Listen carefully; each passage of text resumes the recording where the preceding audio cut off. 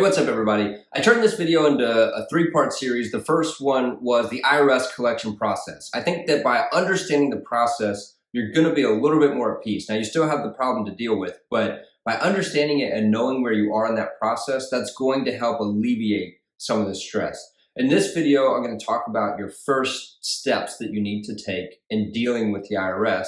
And then in the third video, I'm going to talk about some of your collection alternatives. The reason why I broke it up into 3 videos was just to keep the videos a little bit shorter so they're not 15, 20 minutes long, to help make it more manageable for you. So let's jump in and cover what your first step is when dealing with the IRS. And that is tax compliance.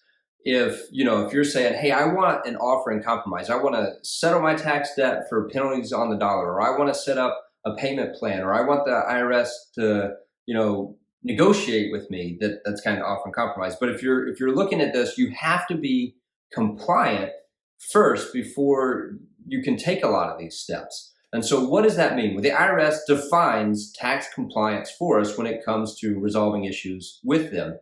So number one is you have to have filed your tax returns. So if there's any missing returns, we have to go back and file returns that you failed to file, not just the year that we're talking about that you might have gotten a notice on. We have to file all the missing returns.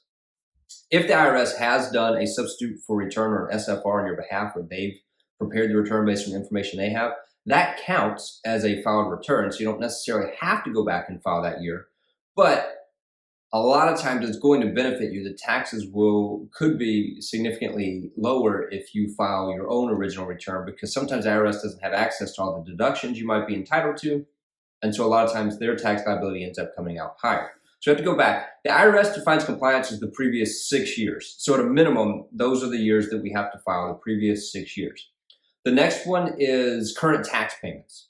So if you were a W-2 employee, you're working your job, getting a paycheck, and they're withholding taxes from you, we have to make sure your withholding is sufficient to meet the IRS guidelines for what your estimated tax liability will be for that year. So we just have to make sure your withholding is sufficient.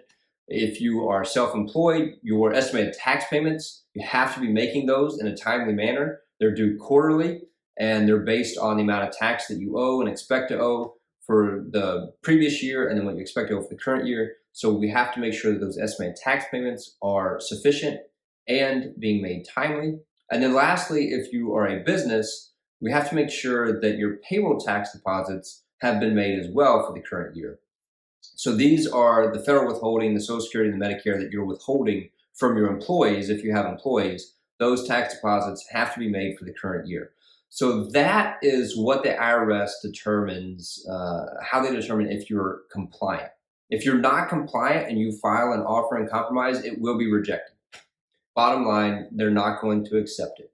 There are other opportunities that will not be accepted as well if you're not currently compliant with the IRS. So this is step number one, is getting in compliance. Now, again, the next video is going to go through some of those steps of collection alternatives, so look for that one.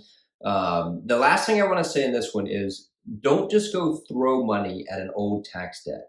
You've got a notice, or you knew something was sitting out there and now you've got a new problem. You say, well, this one's smaller, let me just go pay that one off, so the IRS will see that goodwill, and they'll see that I'm making an effort, and then they'll be nicer and negotiate with me on this other problem that I have. All right, look, it doesn't really work that way. The IRS has a process. They have some formulas and calculations that they go through.